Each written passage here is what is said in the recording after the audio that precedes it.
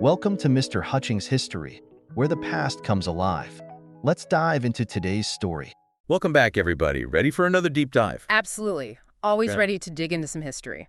Awesome. Okay, so today we're tackling a pretty big topic, the Hispanic-American experience from like 1970 to 2000. Wow. Yeah, that's a huge period. Lots to unpack there. Right. And you sent over a ton of material. Yeah. Legal documents, speeches, campaign material, the whole works. Well, it's such a dynamic period, you Yeah. know? So much change happening. Yeah, you want to understand like how this period shaped Hispanic-American identity. The big wins, but also the challenges that Yeah. stuck around. Makes sense. It's easy to focus on the progress, but it's important to see the whole picture. Totally. So one thing that really stuck out to me going through all this is how, like, before the 1970s, Mexican-Americans, Puerto Ricans, Cubans, they were often seen as separate groups. Yeah, a very distinct community. Yeah. Yeah. So what changed? What sparked that shift towards a more unified Hispanic or Latino identity? Well, the civil rights movement definitely laid the groundwork. All these groups fighting for equality, that energy kind of spilled over. Makes sense, like a rising tide lifts all boats kind of thing. Exactly. But a real turning point, I think, was the 1970 census. Oh, yeah. Why is that? Because for the first time ever, Hispanic appeared as a category. I never thought about that, but that is kind of huge. It might seem like a small thing, but symbolically it's massive. It's the government officially recognizing this growing population. Like they can't ignore us anymore kind of thing. Right. And boy, did they grow. By 2000, Hispanics were the fastest growing minority group in the U.S. Wow. You know the numbers? Over 35 million. So Okay. you've got this shared struggle for equality and then this official recognition putting them on the map. Really cementing their place in American society. And around this time, we also see the rise of some pretty influential advocacy groups, right? Oh, absolutely. Groups like the National Council of La Raza, or NCLR for short. Okay, I've heard of them. And then the Southwest Voter Registration and Education Project. Yeah. SVREP. SVREP, yeah. So they were like the architects of change. Exactly. They were laser focused on empowering Hispanic communities through political engagement, education, economic opportunities, you name it. So they provided that structure, that platform for this collective voice to emerge. Right. And you can't underestimate the power of shared struggles, like Cesar Chavez's fight for farm workers' rights. Oh, yeah. A true icon. Absolutely, the Chicano student movement. These all fostered a sense of common purpose. It wasn't just about being Mexican-American or Cuban-American anymore. It was about being Hispanic or Latino and fighting for a better future together. Wow, so powerful. Okay, so we've got the context, this incredible convergence of factors. Now let's dive into the victories. What were some of the big wins for Hispanic Americans during this time? You know, those moments where you can really see the needle moving. All right, well, we see huge advancements across the board, from education to labor rights, political representation, civil rights. So a real multi-pronged approach. Exactly. It wasn't just one issue they were tackling, it was everything. And one of the central battlegrounds was bilingual education. Oh, interesting. Tell me more about that. Well, it wasn't just about language, it was about cultural preservation and equal opportunity. A huge win came with the Bilingual Education Act of 1968. Okay, what did that do? It allocated federal funding for students with limited English proficiency. So finally, some real support for those students. That's great. And did that lead to more changes? Absolutely. A few years later, you have the Aspira v. Board of Education case in 1974. Aspira. That rings a bell. This landmark case mandated bilingual education in New York City public schools, a massive victory, especially for Puerto Rican and other Hispanic students. So it wasn't just about learning. It was about affirming their identity. Right, ensuring they weren't forced to assimilate at the cost of their heritage. And you know what's interesting is this fight for bilingual education, it's still relevant today. I can see that. It's amazing how these battles from decades ago still resonate. And this wasn't just happening at the school level, right? What was happening in higher education? Oh, in higher ed, you see this blossoming of Hispanic and Chicano studies programs. Okay, so like dedicated departments and courses. Exactly, Yeah. in universities across the country. And it wasn't just about providing educational opportunities, it was about fostering a sense of pride, representation in academia. For the first time, Hispanic scholars and students had a space to explore their history and culture within a scholarly setting. So not just climbing the ladder, but building their own ladder. I love that. Okay, now let's talk about labor rights. Can't do that without mentioning Cesar Chavez. Oh, of course not. Cesar Chavez and Dolores Huerta, truly icons of the movement. They led the United Farm Workers, the UFW, in a tireless fight for better conditions and fair wages for farm workers, many of whom were Hispanic. And I imagine those were some tough battles. Did they see any significant victories? They did. One of the most significant was the Agricultural Labor Relations Act of 1975 in California. Okay, and what did that achieve? It granted farm workers the right to collective bargaining, a huge win for the UFW. Wow, that is huge. It seems like this period is full of these firsts, these moments where barriers are being broken down left and right. You're absolutely right. There's a real sense of momentum. And it doesn't stop there. In 1971, Herman Badillo becomes the first Puerto Rican congressman.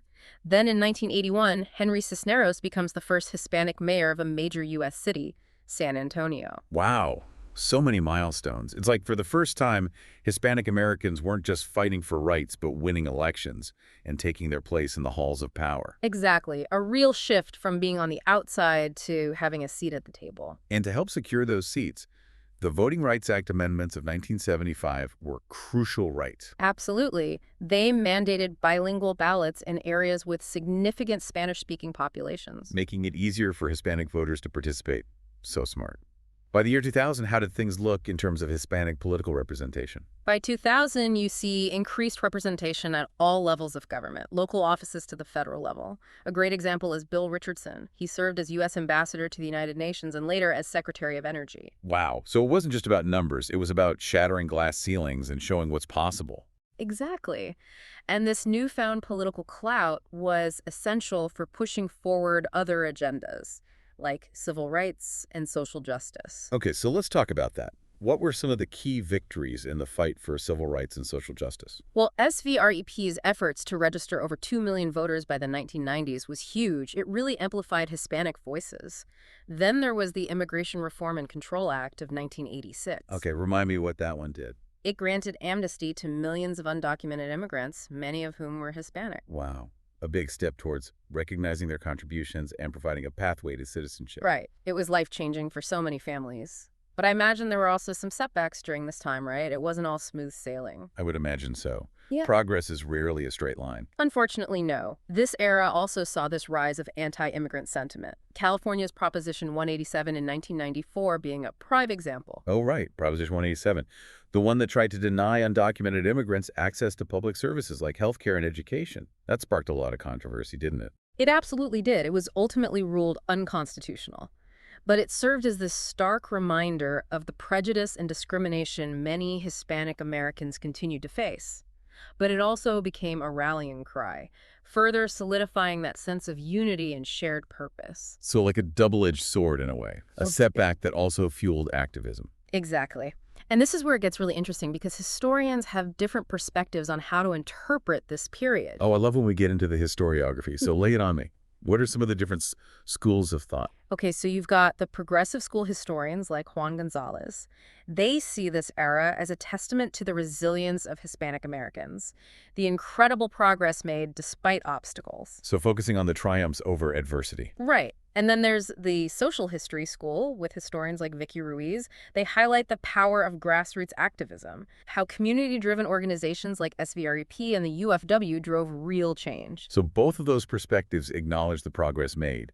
Are there other viewpoints that offer a different take? Yeah, you have the revisionist school with scholars like Matt Garcia. They acknowledge the progress, but also emphasize the limitations, the internal divisions that maybe prevented even more widespread advancement. Oh, interesting. So pointing out that maybe not everyone benefited equally? Exactly. They argue that the gains were often unevenly distributed. And then there's the post-colonial school with scholars like Ramon Grossfogel. Okay, haven't heard of that one. They look at it through the lens of colonialism and its lasting impact. So how the past continues to shape the present. Right. They argue that this fight for citizenship, identity, equality, it's all intertwined with the history of colonialism and what they call neocolonialism. Neocolonialism, what does that mean? Think of it as the ways powerful countries still exert control over former colonies, even without direct rule. So we've got these big historical narratives. But as you mentioned earlier, history is also about individual lives and experiences. That's where primary sources come in, right? Exactly. It's one thing to read about it in a textbook, but it's another to hear those voices from the past. So what are some of the sources that really stood out to you? Well, documents like the Aspira Consent Decree, Cesar Chavez's speeches, even campaign materials for Proposition 187. It's crazy to think we have access to those kinds of material. I know. They offer this amazing window into what people were thinking, feeling, and fighting for at the time. For example, the Aspira Consent Decree documents. They reveal these meticulous legal strategies used to secure bilingual education rights. Wow, so we can see how those legal battles were actually fought. Exactly. Then you have Cesar Chavez's speeches. These powerful calls for justice and dignity. They capture the essence of the farm worker movement. And even the Proposition 187 campaign materials, as disturbing as they are, they expose the xenophobic rhetoric that fueled anti-immigrant sentiment. So these sources bring history to life in a way that textbooks just can't. They really do. And what's so fascinating about this period is that it's not a simple story of good versus bad, complete victory or defeat. It's this complex and nuanced journey of progress and persistence. You're right. We've seen incredible strides. This rise of a unified identity, major advancements in education, labor rights, political representation, civil rights. But we've also acknowledged the persistent challenges, the inequalities that continue to cast a shadow. Right. And the fact that different historians interpret this era through different lenses adds even more depth. It's clear that this is a chapter in American history that's still being debated and explored. I feel like I have a much better grasp of the key players, the major turning points, the different forces at play. And as we delve deeper into those primary sources, you'll start to see these historical figures not just as names in a textbook, but as individuals with passions, motivations, flaws. That's what I love about primary sources. They humanize history. Okay, so we've laid out this incredible tapestry, progress, setbacks. But what I'm really curious about is how all of this impacted the everyday lives of Hispanic-Americans. Yeah. Like, what was it actually like to be Hispanic in the U.S. during these decades? That's a great question. And it's important to remember the Hispanic-American experience wasn't a monolith. You had regional differences based on socioeconomic status, and of course differences tied to specific cultural heritages. But there were some common threads that emerged. Okay, so give me a glimpse into what life was like for Hispanic families during this time. Imagine a young Hispanic girl growing up in Los Angeles in the 1970s. Okay. Thanks to the Aspira decision, she has access to bilingual education. So that helps her succeed in school while still preserving her Spanish language and culture. Maybe her parents or grandparents were involved in the farm worker movement, instilling in her a strong sense of social justice. Oh, I can only imagine those dinner table conversations. Right. Now, fast forward to the 1990s. This young woman is now in college, maybe studying Chicano studies inspired by the activism of previous generations. She might be volunteering with SVREP registering voters, determined to make her voice heard. But she also faces challenges, right? Her family might be struggling economically, especially if her parents are recent immigrants. And she sees the impact of discrimination firsthand, maybe even experiencing it herself. It's a good reminder that progress isn't always a straight line. Even with these advancements, there were still obstacles to overcome. Exactly. And that's what makes this period so fascinating. It's not a simple story. It's messy, complicated, and full of contradictions. You mentioned regional differences earlier. Did certain parts of the country see more advancements than others? Absolutely. The Southwest, with its long history of Mexican-American presence, saw a particularly vibrant Chicano movement. But this region also bore the brunt of anti-immigrant sentiment. Think Proposition 187 in California. Right. So the Southwest was like a microcosm of the broader Hispanic-American experience. You could say that. A crucible of both struggle and resilience. And you see similar dynamics in other parts of the country, like New York City with its large Puerto Rican population. We've covered a lot of ground. The rise of a pan-ethnic identity, the fight for bilingual education, the impact of figures like Cesar Chavez and Dolores Huerta. It's been quite a journey. And we've only just scratched the surface. There's so much more to uncover, in these sources and in the broader history of Hispanic Americans. So as we start to wrap things up, what are some key takeaways you want our listener to really ponder? What's like the lasting legacy of this era? The legacy is multifaceted. On the one hand, Hispanic Americans made incredible strides during this time. They mobilized, politically fought for their rights, and gained a stronger foothold in American society. Their activism really paved the way for the even greater influence we see today. It's truly inspiring to see how much they achieved in the face of so much adversity. It really is. But it's equally important to acknowledge that many challenges remained. Economic disparities, educational inequalities, discrimination.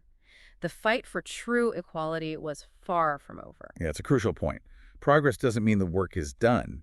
It simply means the fight continues on a new battleground. Precisely. And I think that's one of the most important lessons we can learn from studying this period. It's a reminder that progress is a process, not a destination. It requires constant vigilance activism and a willingness to challenge the status quo. So as our listener continues to explore the history of Hispanic Americans, beyond the year 2000, what's one question you want them to keep in mind? What thread connects this period to the ongoing struggle for equality? The question I would pose is this: how can we build upon the legacy of this era to create a truly inclusive society where everyone, regardless of their background, has the opportunity to thrive? It's a question that resonates with the fight for social justice, not just for Hispanic Americans, but for all marginalized communities. That's such a powerful and relevant question. It reminds us that history isn't just about the past. It's about shaping the future. Exactly. We learn from the past not to dwell in it, but to build a better future. I think that's the perfect note to end on. This deep dive has been incredible, and I hope our listener feels empowered to continue exploring this fascinating chapter of American history. The story of Hispanic Americans is one of resilience, determination, and a constant striving for a more just and equitable society. And it's a story that continues to unfold. Each of us has a role to play in shaping the next chapter. Beautifully said. Thanks for joining us on this deep dive. We'll be back soon for another fascinating exploration. Wow, it really feels like we've been on this incredible journey together, uncovering this pivotal period in history. It's inspiring, but also challenging. Makes you think. Yeah, and remember, this is just a glimpse Yeah. into a much larger story. I think that's one of the things that makes history so compelling. It's never truly finished. There's always more to learn, more perspectives to consider. Absolutely. So as we wrap up our deep dive into the Hispanic American experience between 1970 and 2000, what are some of the things you hope our listener will take away from this exploration? Well, first and foremost, I hope they gain a deeper appreciation for the incredible resilience and activism of Hispanic Americans during this era. They faced immense challenges, yet they achieved remarkable progress in education, labor rights, political representation, and civil rights. Their story is a testament to the power of collective action and the unwavering pursuit of equality. Yeah, it's a story that deserves to be told and celebrated, and it's a reminder that even in the face of adversity, change is possible. Exactly. And secondly, I hope this deep dive encourages our listener to think critically about the complexities of progress. It's not always a linear path. There are setbacks and detours along the way. And even when victories are won, the fight for true equality is often an ongoing battle. That's such an important point. Yeah. It's easy to fall into the trap of thinking, that once a law is passed or a barrier is broken, that work is done. But as we've seen throughout this period, the struggle for social justice requires constant vigilance and a willingness to challenge the status quo. Absolutely. And finally, I hope this deep dive sparks a curiosity in our listener to continue exploring this fascinating history. Beyond the year 2000, the Hispanic American story is rich and multifaceted, and there's so much more to discover. I couldn't agree more. I know I'm personally going to be spending some time digging deeper into those primary sources. We barely scratched the surface today. And that's the beauty of history, isn't it? It's a journey of endless discovery and exploration. Well said. This deep dive has been an absolute blast. I feel like we've covered so much ground, but also just opened the door to a whole world of knowledge. And remember, history isn't just about the past. It's about understanding the present and shaping the future. So true. Huge thanks to our expert for guiding us through this fascinating chapter of American history. And to our listener, thanks for joining us on this deep dive. We'll see you next time for another exciting exploration. Thanks for listening to Mr. Hutchings History. Keep exploring, and we'll see you next time.